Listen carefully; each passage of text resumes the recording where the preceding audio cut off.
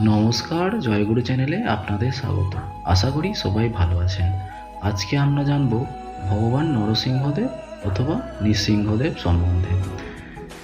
নৃসিংহদেব ছিলেন সত্যযুগে হিন্দু দেবতা বিষ্ণুর চতুর্থ অবতার। তিনি আংশিক সিংহ আংশিক মানুষ রূপে অবতীর্ণ হয়ে হিরণ্যকশিপুকে হত্যা করেছিলেন। পৃথিবীতে ধর্মীয় নিপীড়ন ও দুর্দশার অবসান ঘটিয়েছিলেন এবং ধর্ম পুনরুদ্ধার করেছিলেন। নৃসিংহের 3টি চোখ রয়েছে এবং বৈষ্ণব ধর্মে তিনি ধ্বংসের দেবতা, যিনি প্রলয় মাধ্যমে সমগ্র বিশ্বকে ধ্বংস করেন। তাই তিনি তার নামে কাল, মহাকাল অথবা পরকাল নামে পরিচিত। শ্রী বৈষ্ণব ঐতিহ্যে মহীশূরতে পরকাল মঠ নামে তার উদ্দেশ্যে নিবেদিত একটি মঠ রয়েছে। নৃসিংহ হলেন যোগের দেবতা, যেমন যোগ নৃসিংহ। নৃসিংহের দেহের আকার ছিল মানুষের মতো, দেহের নিচের অংশ ছিল সিংহের মতো, মুখমণ্ডল ছিল নখরযুক্ত। অসুর হিরণ্যকশিপুকে তার কোলে রেখে তিনি অন্ত্রত্যাগ করে হত্যা করেছেন। হিরণ্যকশিপু ছিলেন হিরণ্যক্ষের বড় ভাই, যাকে ভগবান বিষ্ণুর অবতার বরাহ এসে হত্যা করেছিলেন। তাই হিরণ্যকশিপু ভগবান বিষ্ণুর ওপর প্রতিশোধ নিতে চেয়েছিলেন। তিনি স্বর্গ, মুক্ত, পাতাল এই 3 জগতেরই অধিপতি হতে চেয়েছিলেন।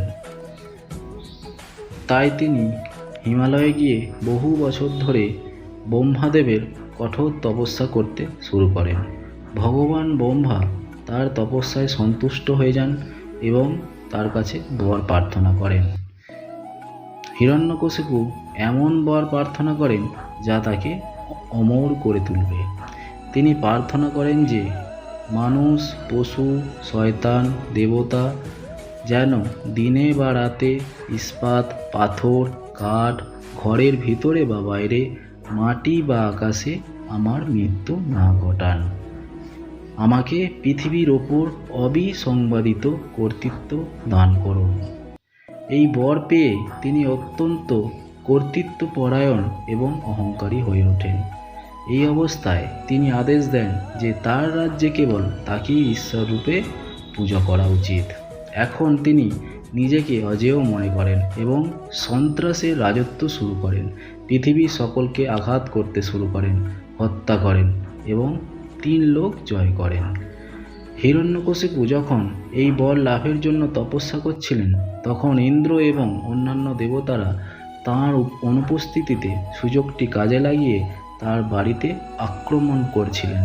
ভগবান ইন্দ্র এমনকি তার স্ত্রী রানী কায়াধুকে অপহরণ করেছিলেন, যিনি একটি সন্তানের প্রত্যাশী ছিলেন।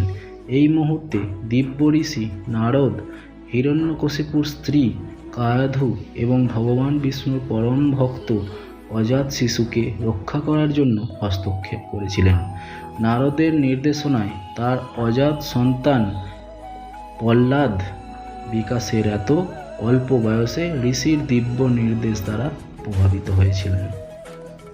হিরণ্যকশিপু অবশেষে বিষ্ণুর প্রতি তার পুত্রের ভক্তিতে এতটাই ক্ষুব্ধ হয়ে গিয়েছিলেন এবং বিরক্ত হয়ে পড়েন যে সে সিদ্ধান্ত নেয় যে অবশ্যই তাকে হত্যা করবে।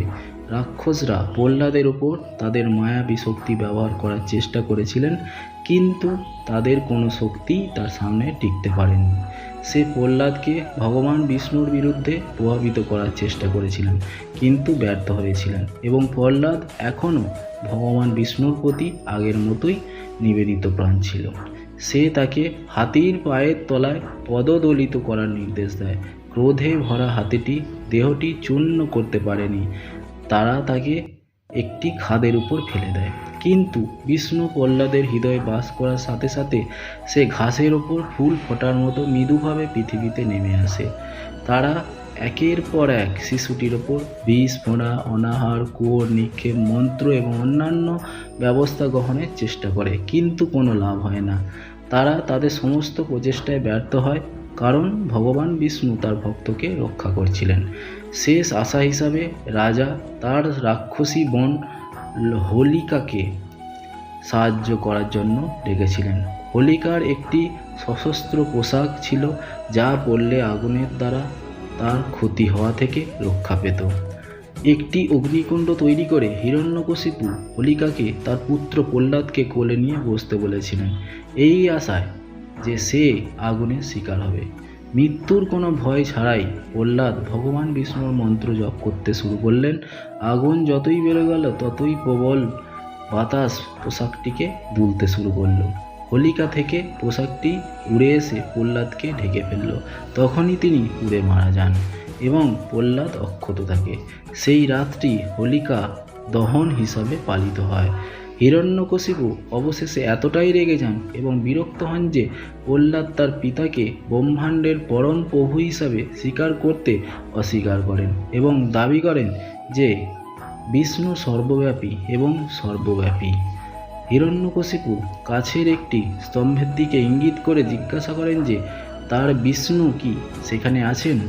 রাজা ক্রোধে সিংহাসন থেকে উঠে গদা দিয়ে স্তম্ভটি আঘাত করেন এবং তিনি অবাক হয়ে যান।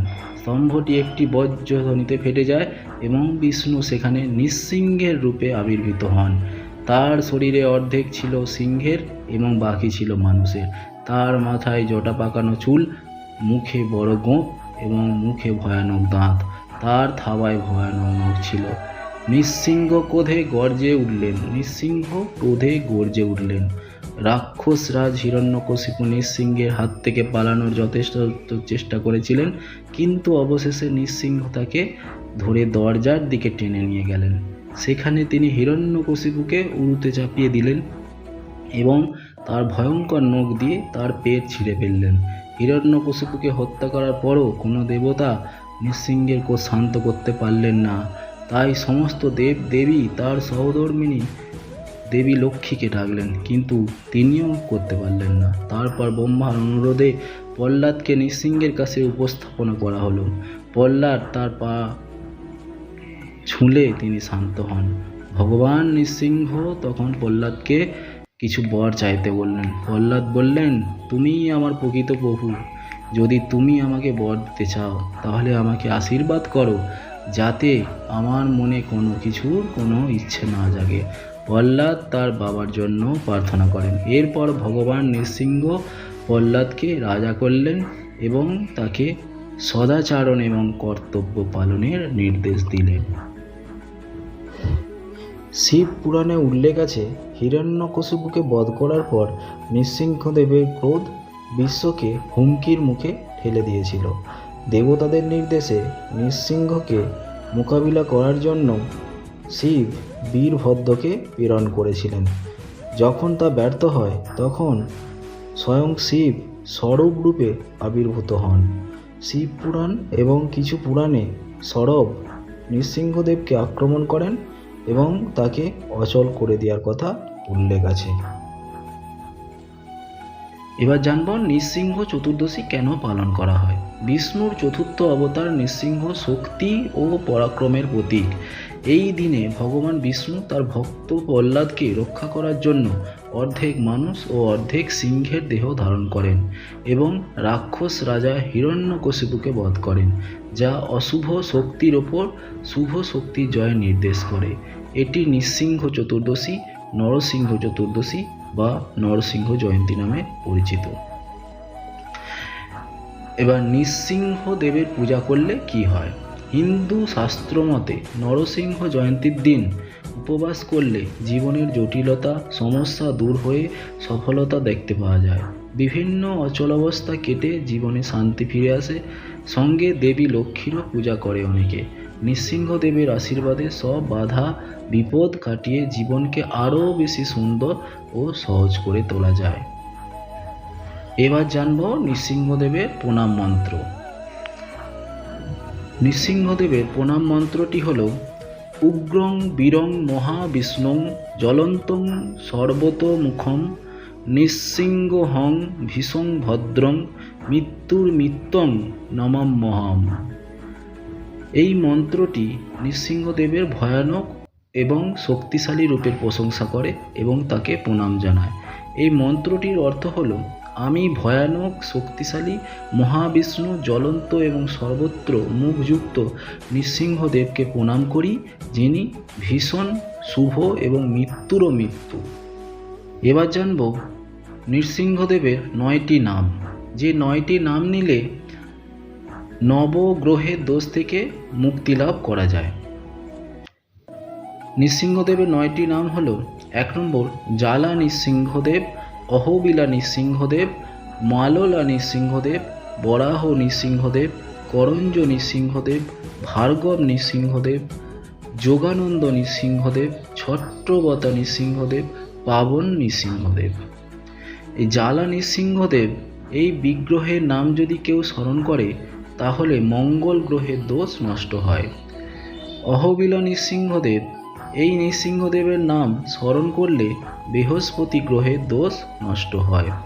মাললা নৃসিংহদেবের নাম স্মরণ করলে শুক্র গ্রহের দোষ নষ্ট হয়। বরাহ নৃসিংহদেবের নাম স্মরণ করলে রাহু গ্রহের দোষ নষ্ট হয়। করঞ্জ নৃসিংহদেবের নাম স্মরণ করলে চন্দ্র গ্রহের দোষ নষ্ট হয়। ভার্গব নৃসিংহদেবের নাম স্মরণ করলে রবি গ্রহের দোষ নষ্ট হয়। যোগানন্দ নৃসিংহদেবের নাম স্মরণ করলে শনি গ্রহের দোষ নষ্ট হয়। ছত্রবতা নৃসিংহদেবের নাম স্মরণ করলে কেতু গ্রহের দোষ নষ্ট হয়। পাবন নৃসিংহদেবের নাম স্মরণ করলে বুধ গ্রহের দোষ নষ্ট হয়। এইভাবে আমরা নৃসিংহদেবের নাম উচ্চারণ করলে বা স্তব পাঠ করলে ভক্তির বিভিন্ন বাধা বিঘ্নকে খুব সহজে অতিক্রম করতে পারি। জয় নৃসিংহদেব ভগবান কি জয়।